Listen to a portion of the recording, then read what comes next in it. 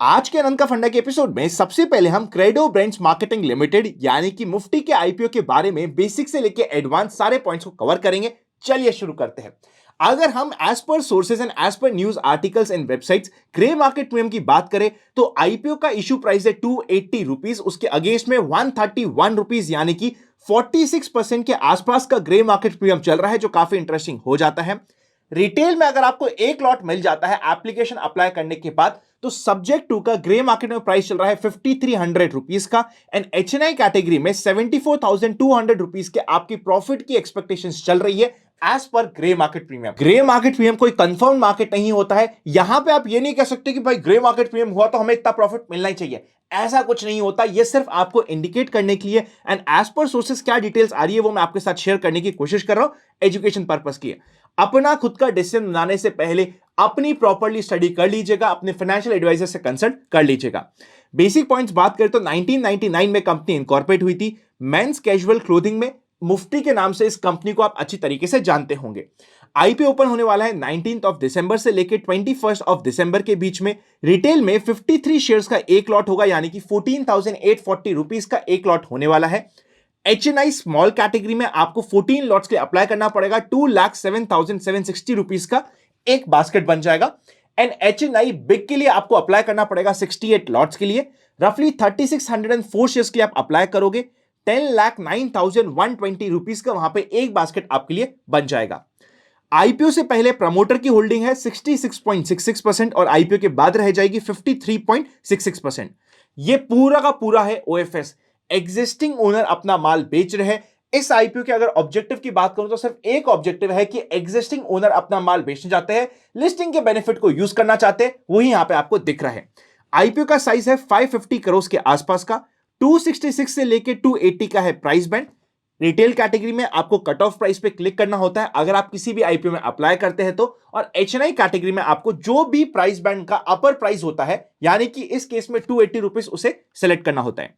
NSE BSE दोनों पे listing होगी। क्यूआईबी के लिए 50% कोटा ऑलरेडी बुक्ड हो रखा है। रिटेल के लिए रिजर्वेशन है 35% की और एचएनआई कैटेगरी के लिए है 15% की। नेक्स्ट अगर हम फाइनेंशियल्स की बात करें तो फाइनेंशियल्स में काफी कुछ इंटरेस्टिंग है आप सभी के लिए। टोटल एसेट्स 416 करोड़ 2021 से बढ़ते बढ़ते 592 करोड़ पे अच्छी ग्रोथ रेट है। रेवेन्यू की बात करें तो 2022 वर्सेस 2023 में 43.54% की ग्रोथ रेट देखने को मिली है। 354 करोड़ से बढ़ते बढ़ते 500 करोड़ को ये क्रॉस कर चुका है। इवन प्रॉफिट आफ्टर टैक्स भी 116%, जो बहुत ही अमेजिंग होता है किसी भी कंपनी के लिए, 2022 वर्सेस 2023 में देखने को मिला है। 35 करोड़ से 77 करोड़ पे हम पहुंच गए हैं। पर अगर हम बात करें 30 दिसंबर 2023 तक तो यहां पे प्रॉफिट आफ्टर टैक्स आपको दिख रहा है 8.58 करोड़ का। अगर हम मंथ ऑन मंथ बेसिस पे यहां पे कंपेयर करेंगे तो यहां पे आपको डिप मिल रहा है। कंपनी का ये जस्टिफिकेशन है कि हमारा सबसे मेजर प्रॉफिट Q3 और Q4 से आता है। या आप इस जस्टिफिकेशन को मानेंगे या फिर कितना मानेंगे ये कंप्लीट डिपेंड करता है आपके ऊपर। पी रेशियो यहां पे निकल के आ रहा है 23.22 के आसपास का। मार्केट कैप निकल रहा है 1800 करोड़ की। रिटर्न ऑन इक्विटी है 29.98%, 18% के ऊपर सब अच्छा होता है। रिटर्न ऑन कैपिटल एम्प्लॉयड है 28.18% का। डेट टू इक्विटी रेशियो 0.65 है, कंट्रोल्ड है। रिटर्न ऑन नेटवर्थ भी just like return on equity 29.98% का निकल रहा है। यहां पे मैंने जो आपको पी रेशियो बताया वो फाइनेंशियल ईयर 2023 के हिसाब से बताया। अगर आप फाइनेंशियल ईयर 2024 के हिसाब से पी रेशियो निकालते हो तो वहां पे आपका पी रेशियो 52.53 का निकल के आता है। कंपनी के अगर मैं कुछ नेगेटिव्स की बात करूं इस कंप्लीट आईपीओ में तो सबसे पहला नेगेटिव और इंपॉर्टेंट पॉइंट यह आता है कि कंपनी थर्ड पार्टी कॉन्ट्रैक्ट्स के ऊपर काम करती है, इनकी खुद की मैन्युफैक्चरिंग यूनिट नहीं है। ये पूरा का पूरा आईपीओ नहीं ओएफएस है। ये पॉइंट्स आपको ध्यान रखने पड़ेंगे। फाइनली अगर हम पीयर कंपैरिजन की बात करें तो पहला पीयर कंपैरिजन निकल के आता है आदित्य बिरला फैशन, जिसके पी रेशियो नहीं निकाल सकते बिकॉज वहां पे प्रॉफिटेबिलिटी नहीं है। गो फैशन जिसका पी रेशियो है 81 का, अरविंद फैशन जिसका पी रेशियो है 112 का, एंड केवल किरण जिसका पी रेशियो है 33.54 का।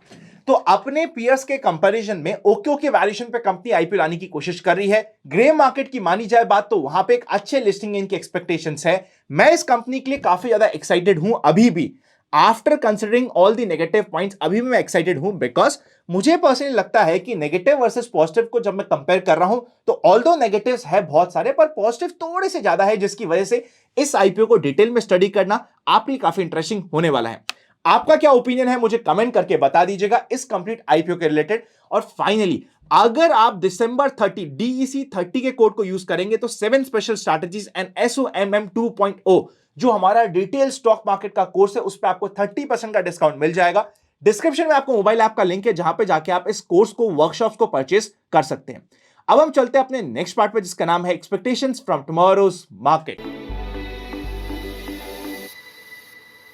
जनरल मार्केट ट्रेंड अभी भी अप ट्रेंड में है। पुट कॉल रेशियो 1.2 के आसपास काफी कंफर्टेबल है।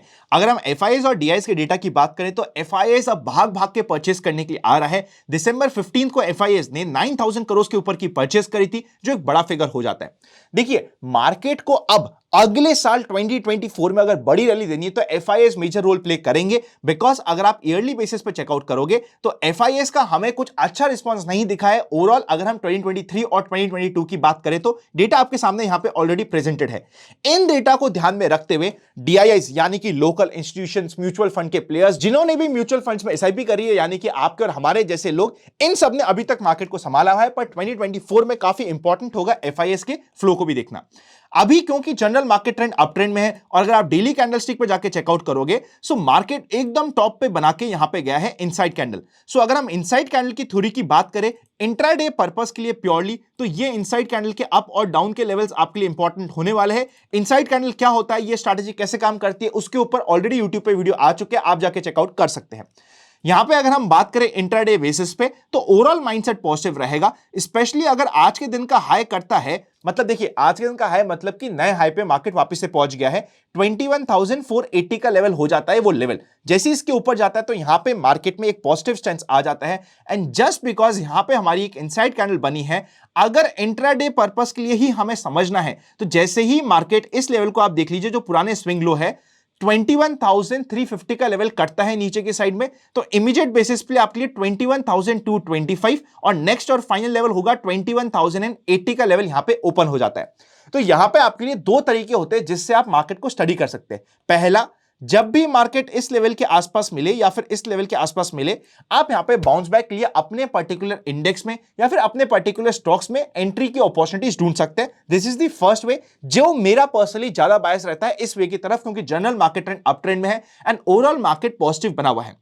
अगर आप प्योरली इनसाइड कैंडल के बेसिस पे जस्ट जैसे ही इनसाइड कैंडल का लो करता है आप यहां पे शॉर्ट करते हैं तो ध्यान रखिएगा यहां पे 20-25 पॉइंट से ऊपर का आपका स्टॉप लॉस नहीं हो सकता, क्योंकि इंट्राडे में शॉर्ट करना इज डिफरेंट थिंग। पर ओवरऑल माइंडसेट मार्केट का बहुत पॉजिटिव बना हुआ है। उस माइंडसेट में जब मार्केट का माइंडसेट अभी बहुत स्ट्रेंथ पॉजिटिव चल रहा है तो बीच बीच में जर्क मिल सकते हैं, स्पेशली बिकॉज अगले वीक में है मार्केट की एक्सपायरी और इस पूरे महीने मार्केट एकदम ऊपर तान के लेके गया है। तो थोड़े बहुत जर्क्स और थोड़े बहुत मौके ऑन द रिवर्स साइड भी मार्केट दे सकता है, पर वहां पे आपके लिए इंट्राडे का ही वो सौदा होना जरूरी है एंड प्रॉपर्ली आपको कवर करना इंपॉर्टेंट होगा। आई होप मैंने आपको पॉइंट्स को बहुत क्लियरली बता दिया है। बैंक निफ्टी की बात करें तो बैंक निफ्टी यहां पे आप देख सकते हो इंपॉर्टेंट सपोर्ट मार्केट के लिए बना रहेगा 47,550 के आसपास का। तो इसके आसपास मार्केट एक बार सपोर्ट लेने की कोशिश करेगा और उसके बाद फाइनल सपोर्ट हो जाएगा जहां पे डिप में अच्छी अपॉर्चुनिटी मिल जाएगी अल्ट्रा शॉर्ट टर्म प्लेयर्स को। वो लेवल हो जाता है 46,800 के आसपास का। ये एक अच्छी अपॉर्चुनिटी रहेगी अल्ट्रा शॉर्ट टर्म के प्लेयर्स के लिए।